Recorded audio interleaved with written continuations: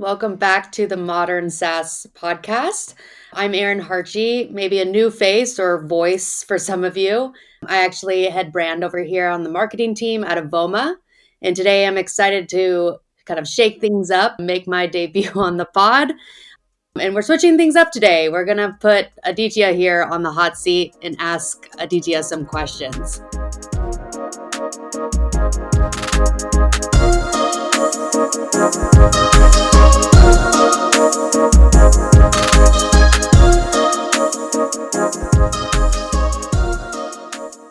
I thought the perfect topic for today would be coaching, especially starting off a new year, 2024.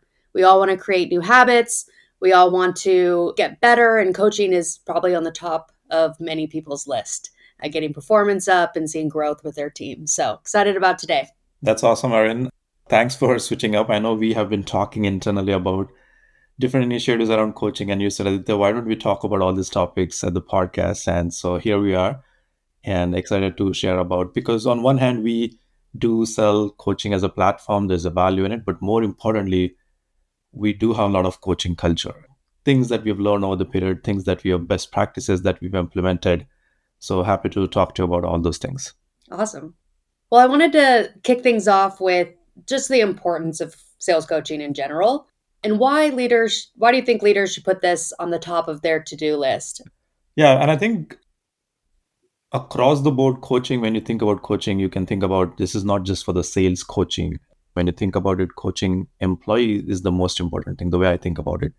So on one hand, you have these external facing team members, starts with sales, customer success. These are people who are constantly having frontline conversations with your prospects, with your customers. Then even marketing team. So coaching marketing team, coaching sales development team. These are the ones who are even having conversation before they're even your prospects. So anytime your brand is engaging with future prospects or customers, I think it's important to have consistent behavior, have a top-notch kind of experience that you can give to your prospects and customers.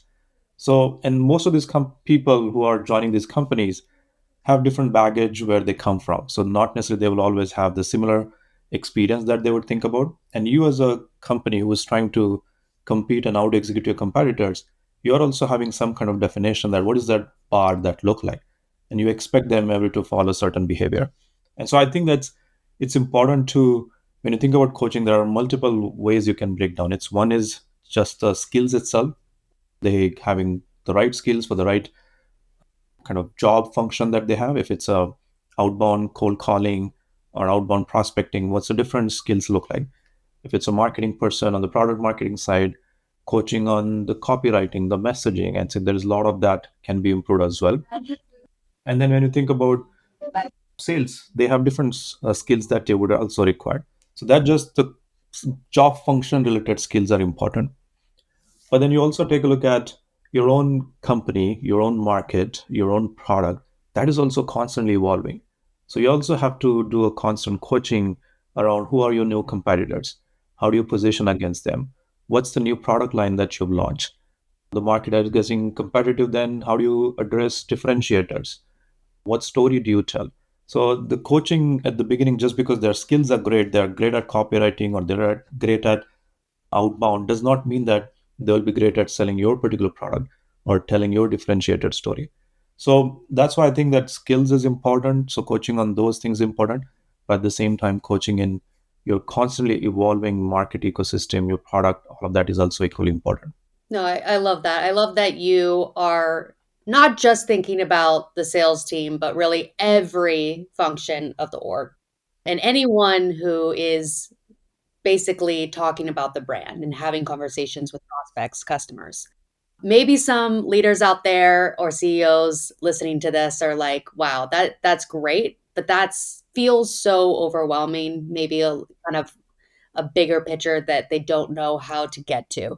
So, how would you recommend even starting and kind of creating a rhythm of sales coaching with where to start? Are there any specific routines that you find particularly effective here? Yeah, I think you already used the word rhythm. I think that's where the most important part. Most of the time, people realize that it's not that people don't value coaching, they value coaching. But what happens is that, Aaron, it's a very ad hoc. People see something going wrong and then jump onto it very reactively. What we are trying to propose here, first of all, make it proactive coaching as a culture.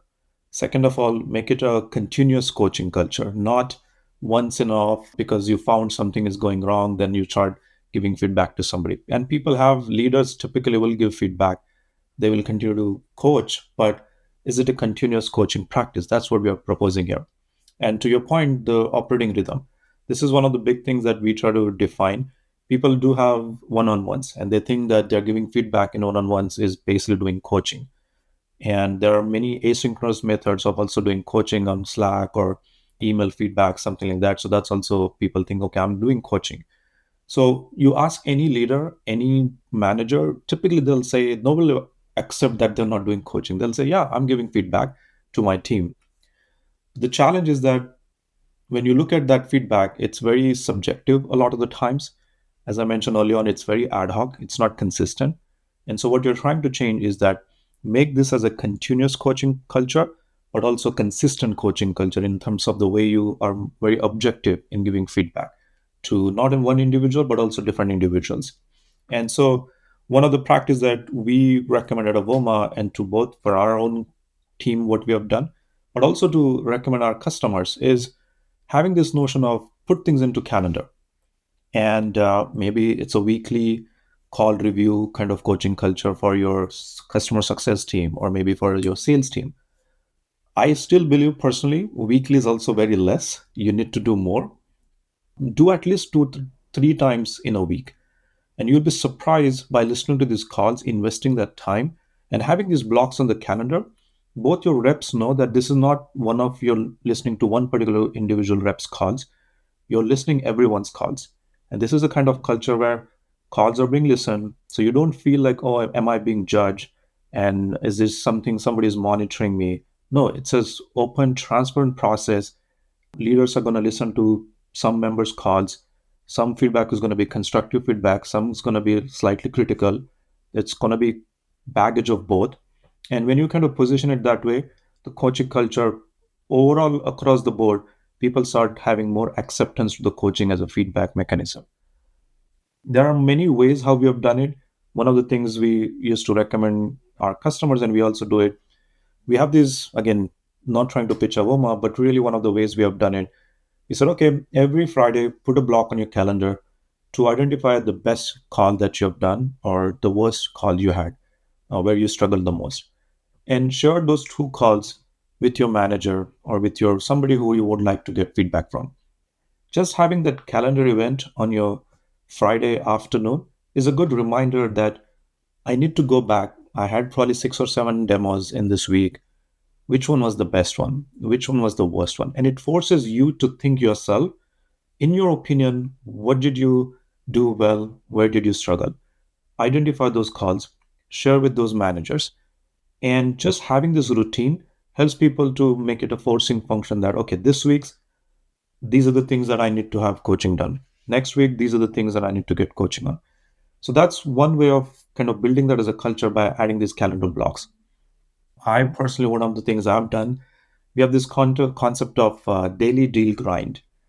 We call it as a deal grind because essentially we're grinding this deal review process to a level where we're trying to improve the finesse of our sales reps. Yes, so we look at the first call that they had, sometimes even the second call that they had, how did the follow up happen? Sometimes we look at the email communication, and we are doing coaching based on that. Hey, how do you follow up here? What could have been done where you ask different discovery questions? And all of those things we're reviewing. And it takes time. This is not easy. But this is exactly how the most important thing what I've observed about these, some of the reps have taken the feedback so seriously and so quickly that within few weeks they have immediately started changing the behavior. If you've given them feedback on, hey, here's how the discovery needs to be done, immediately in the next few calls they start practicing it. And at the end of the day, you know this, right? So we talked about this coaching in Super Bowl. Even someone like Tom Brady needs coaching. There's always these new plays that happen. It's not just because he's won Super Bowl 7 times that he doesn't need coaching. He's still hungry for it. Even at that stage, he's saying, I'm the best and I need still coaching. And even at that point, Coaching is important for him. And so when you look at the reps, that's exactly what happens, that reps are constantly getting thrown into new curveballs.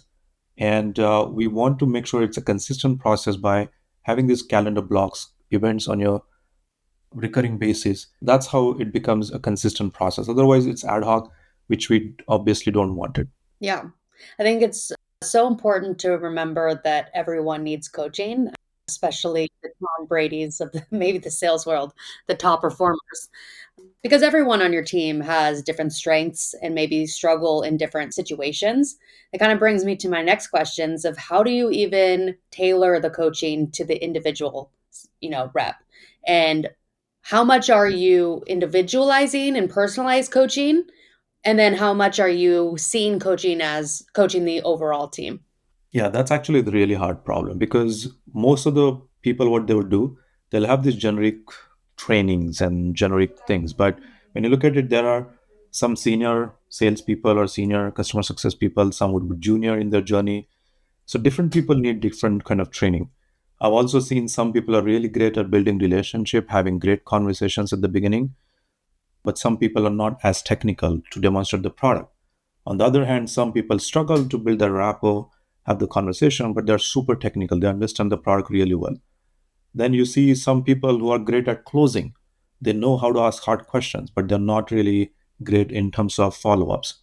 And so they are good in the first call, but they fail in following the cadence and the playbook that you have defined. So when you look at each individual has different strengths and weaknesses, it's important that you create coaching culture that's unique to their needs. But it's easier said than done. How do you even identify where they're struggling? And this is where some of the tools like what we've done, Avomas, again, not trying to oversell here, we will identify these patterns where AI is going and listening to everyone's calls. It's scoring them with a completely unbiased opinion in an objective way. And so you don't have to listen to every single call. There's no humanly possible way that you would be able to do it. This is where AI comes into play, where it can scale to listen to hundreds of thousands of calls.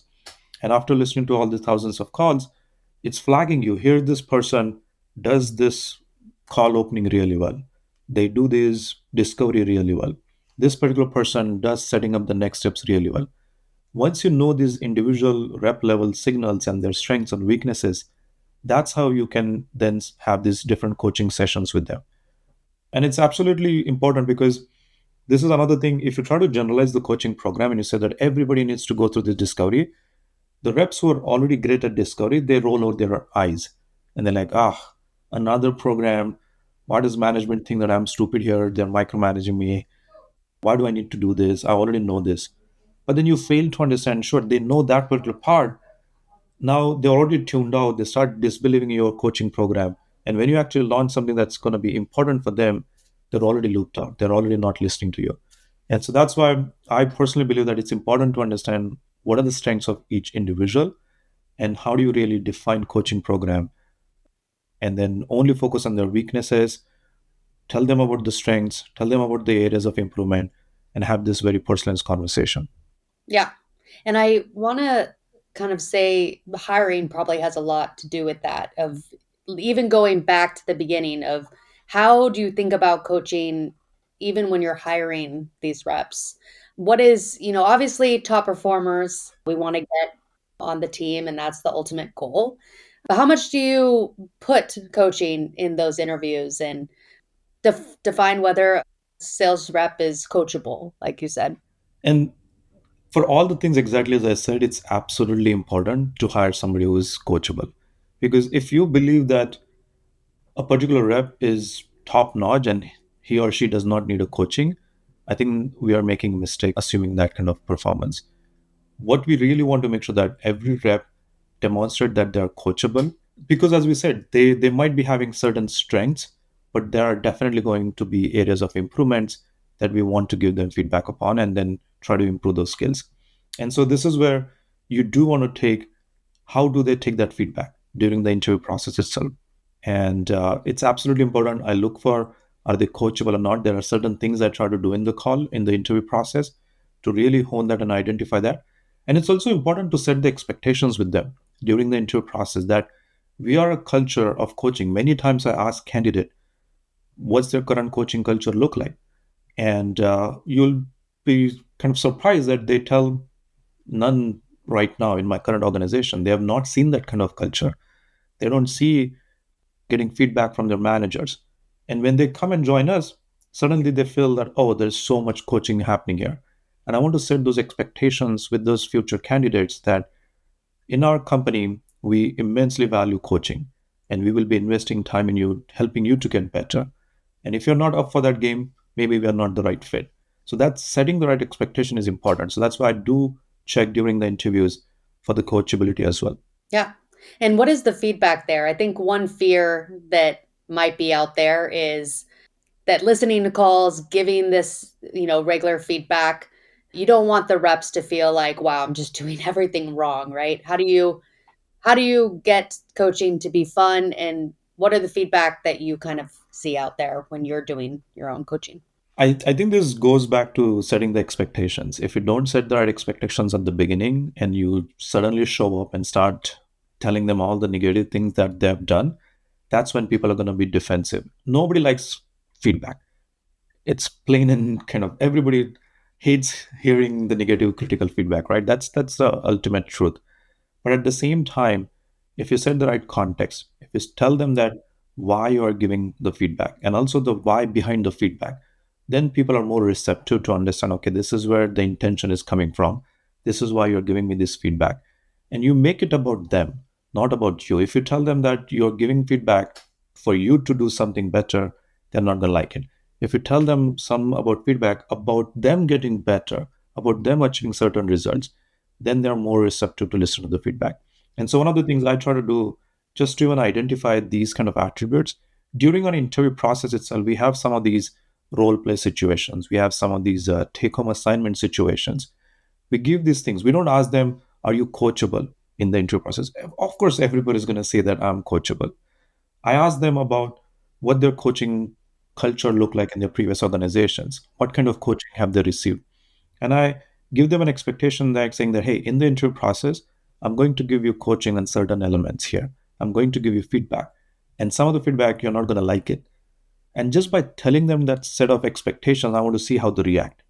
I'm trying to see how they do they take that positively? Are they leaning in towards getting the feedback or are they pushing back?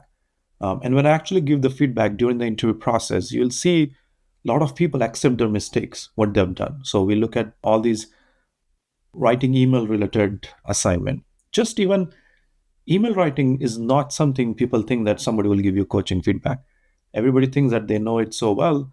Now these you have chat GPTs of the world, people leverage a lot of that.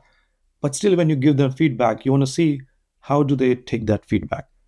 Some of the people will rise up and they'll say, well, I accept this is probably I should not have done it this way. And this is what you try to see. Or do they push back with the right argument? Or are they just being defensive for the sake of it? You'll be able to learn all those things. And the ones who accept the feedback, some of them actually go and say that, hey, you know what? Can I do this, redo this assignment again? Now you got somebody who not only accepted the feedback, but they're willing to take that feedback and put it into practice. And very rarely I find that kind of individual. Of course, whoever done it, we've given them an offer. So that's what you're looking for. Are people there who are willing to take feedback, who are willing to get the coaching? And once they get the coaching, are they willing to implement it? Once you also talk to them about these things that, hey, here's exactly how it's going to be in our day to day calls. When you join Avoma, this is how we are going to do it because this is just a sample preview. And you, because we are invested in you, we don't want to just hire you and then leave you alone and have you figure out on your own. There might be some individuals who like to do that. Maybe then that's not the right fit. So hiring process is nothing but really, it's not about finding the best candidate. It's really finding the best candidate who is actually the right fit for your organization. And somebody might be amazing closer, but if they do not demonstrate that coaching kind of attitude, then we may not want to hire them. And so those are the things I look for during the interview process and push for the candidate to reveal those traits, reveal those attributes by slightly being a little bit direct with them and candid with them. Awesome. Yeah, I think I love how you talk about coaching in all aspects, and it really starts from the hiring process and you think about it in every kind of way throughout the organization. So that's awesome. You talked about role playing, and I think we've talked a little bit about this before. And I think you have some kind of good advice out there and good strategies on that. And there's something called situational coaching that is getting a lot more traction, getting a lot more people talking about how do we make sure that reps feel prepared and comfortable in every situation. And how do we prepare them, right? Whether an objection comes and pops up, or competitors mentioned, or you mentioned discovery. So, what are some approaches that you've taken on that you feel like really helps with this situational coaching? Yeah, and I think the way you said it, right? So having a thematic approach to some of these things is really, really important. A lot of the times, while it's said that people say that, well, SMB kind of sales is transactional, and so everything is just transactional sales. So it will be a cookie cutter kind of an approach. No, it's not. Every single conversation, when you truly understand, is still slightly unique. Sure, there are certain elements which are repetitive or you will get better at over the period, but even there, people do have some nuances that they want to understand things differently. They'll ask you certain situations. Everyone's situation, I use this, but I don't want that. And it's kind of unique situation on its own. And so it's important that we address those nuances differently. And if reps only follow certain scripts and these new curveballs get thrown at them, then they struggle. They stumble upon and they don't answer those questions more effectively and they forget something else that they had practiced upon. So that's why it's important to throw these different curveballs at them during the practice itself. Have different playbooks, and you don't want everything to be scripted. And but at the same time, if you don't have any practice, then you're not going to also be able to have an effective conversation. So you still want to practice, but when you show up on the real call, it should not feel like you're just following the script and you're actually still you're picking different variations of the questions while people are answering questions or having a conversation with you. You're also thinking, what is the next set of questions I'm going to ask them? What is the next set of phrase I'm going to say so that I convert the conversation in a certain direction?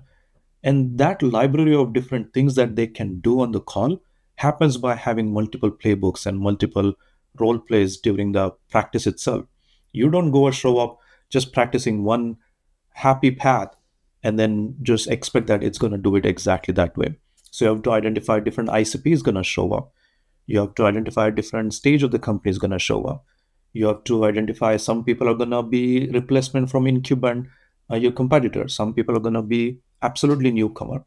Everyone's how you sell your narrative, how you sell your story is going to be different based on who is in front of you. Sometimes there is a sales leader, sometimes there is a individual AE or an SDR is also going doing the first demo with you. You have to really know now if they're in front of me, how do I continue to move the conversation forward? And when you try to understand these possibilities, it's absolutely important to do different role plays. And one of the ways what we do, every week we pick up a theme. We will say, okay, this week we are going to have this particular theme that we are going to coach reps on. And one way to do it, we tell them, hey, here's the question or here's the objection prospects are asking you.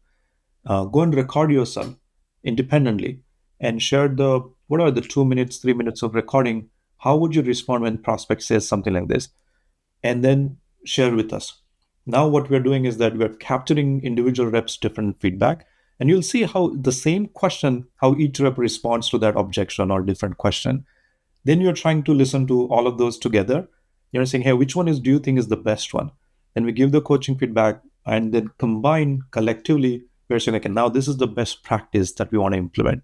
And that's really how the coaching happens, which is basic on the situation related things. Yeah, I think it's important. One thing that you mentioned there about asking others on the team how you felt about those specific responses. Obviously, we can't do this all on ourselves with managers, right? It's a lot of work. How do we get peer-to-peer coaching within the culture, and how do we get other people on the team to kind of help with coaching to really get this culture of learning within our organization going? Yeah, I mean, I think you said it right. So the one of the things is that coaching is not just somebody your leader or manager is coaching you. First of all, honestly, just you listening to your own call, I've seen you can get a lot better. How often you are struggling, you can just by listening to your own call, you'll realize that I should have said that better. Maybe next time I'm going to use this phrase, or maybe that was not confident and I struggled there, I stumbled there. So we encourage reps to even listen to your own calls. First of all, just by listening to your own calls, you will improve the coaching initiative. Then the second thing we ask the reps, okay, now listen to other reps calls also. If you think that this particular other rep is better than you, and they're for any reason, you maybe their performance is better, they're more senior than you, more experienced than you, go and listen to their calls. See how they're doing it. Try to take notes, mimic their behavior, and so without anybody giving anybody feedback and getting involved, you're still, this is what I call passive coaching.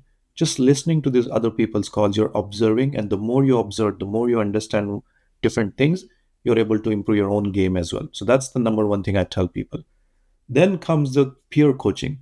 If you listen to someone, you're one of your top reps calls, and let's say you feel now more connected to them, you try to behave like them, you try to implement certain practices from them, you go back to them, you say, hey, I learned this great thing about you, and I try to implement this in my thing, but I'm not there yet. Could you listen to this particular call and give me feedback on what happened here and how can I get better? Everyone loves people who like to follow them. So when you tell some other rep that I loved what you did and I'm trying to mimic that thing, everyone loves that. And now they're invested in you. They want to give you feedback. They want to help you get better like them. And that's the way how you want to include your peers who are better than you to be invested in you. And then obviously the third comes your manager. But as you said, if managers don't have time, this is how you still get your peers involved. And it could be not always from your own team. It could be somebody from product team. It could be somebody from marketing team. You can say, hey, marketing team member, you in the onboarding process, you had this collateral, and I try to explain this, but I'm struggling here. Could you review my call and listen to this call and give me feedback, what I'm saying right, what I'm saying, the differentiations? And there are different ways how you can still get this mini coaching from different cross functional team members and get better before you show up to your manager. And then when you show up to your manager, you're already kind of prepared with multiple different ways. And you're showing up that, okay, you've already done so well across all these things. But they don't know that you've done all this effort by talking to different team members and getting better. So that's how the coaching should not be limited to just manager giving feedback to the reps. Reps should think about self coaching themselves, then the peer coaching, and then the manager led coaching. So those are the three different levels how you should think about. I love that. I think this is all really great advice and tips for managers out there, leaders out there.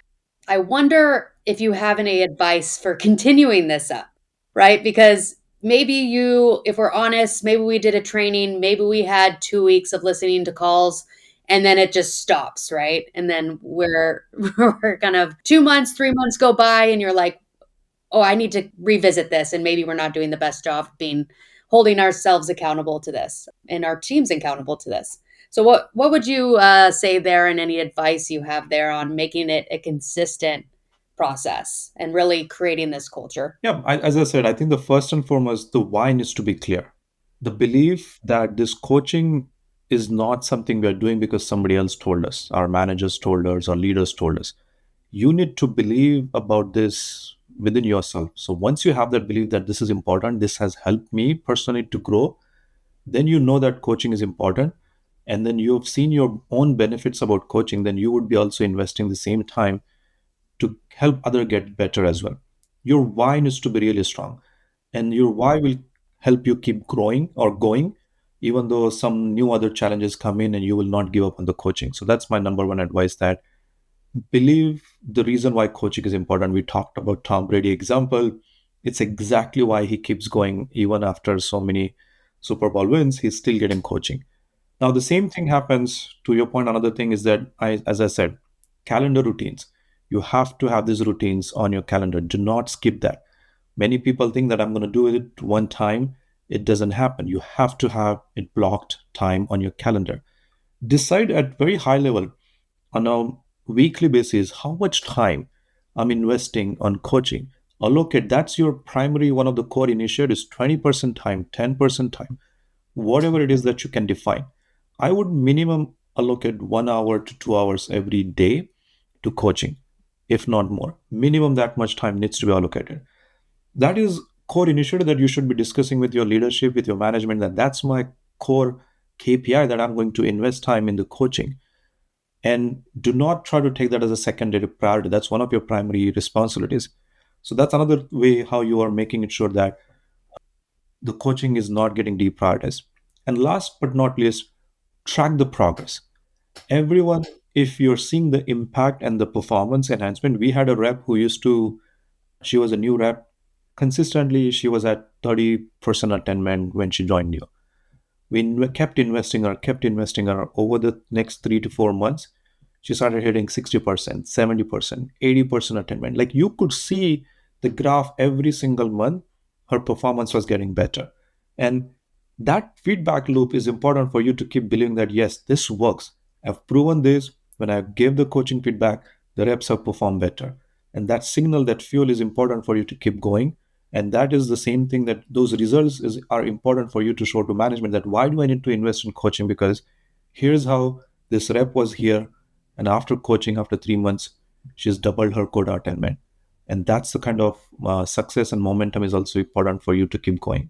Awesome. Yeah, no, thank you so much. This has been amazing. It's always nice to get your insights and advice on everything and kind of have you in the hot seat answering the questions versus you interviewing other Yep. people. So, Yep. thought this was a really great episode and a lot of insights here.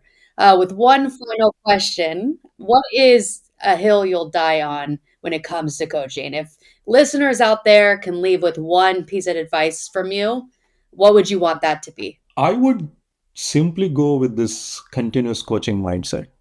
It is one of the fundamental thing. Like I still personally feel there are so many things I'm doing wrong and I need to get coach. I constantly seek advice from other people. So I think you should not feel less in asking feedback and coaching from other people. Do not think that, am I going to look stupid? Am I going to look that I don't know anything and what I'm asking? And it's okay. You can set that context. Hey, vulnerability is one of your strengths. Be vulnerable. Tell people, hey, I might be new into this. I don't know. I've not done this. I'm not expert in this domain. Put those disclaimers and then ask for feedback. When you tell that disclaimer, people already don't judge you. They know that you're already being vulnerable and you're already understanding your weaknesses and you're already self-aware. That is a very big strength that people miss it. So rather than trying to hide and not ask for feedback, I would rather be vulnerable and say that I don't know enough about this. Can you help me out? Can you give me advice? Can you give me guidance? Even though you know, and even the feedback might be repetitive, treat that as a affirmation, confirmation about the philosophies that you already believe in. But seek for feedback. And that's continuous coaching is the number one thing. I will die on that hill. I love it. Well, thank you so much, Aditya, for taking your time. I know you're really busy, so offering these insights. Think it was great to hear all of these different tips and like real world actionable things that people can start doing today to really up their coaching program. So thanks. I love this. No, I love this impromptu one that you pulled me in. That hey, based on all this advice I was giving internally to the team, you said, Aditya, why don't we just share this on the podcast? So this is helpful. So always happy to share some of the nuances. And there's a lot more. We didn't get to a lot of tactical stuff. Maybe sometime we should always keep talking about these topics as well. Yes, yes, definitely. All right, thanks everyone for listening, and make sure to share the pod and subscribe so that you can hear more of our weekly episodes. Thanks, everyone.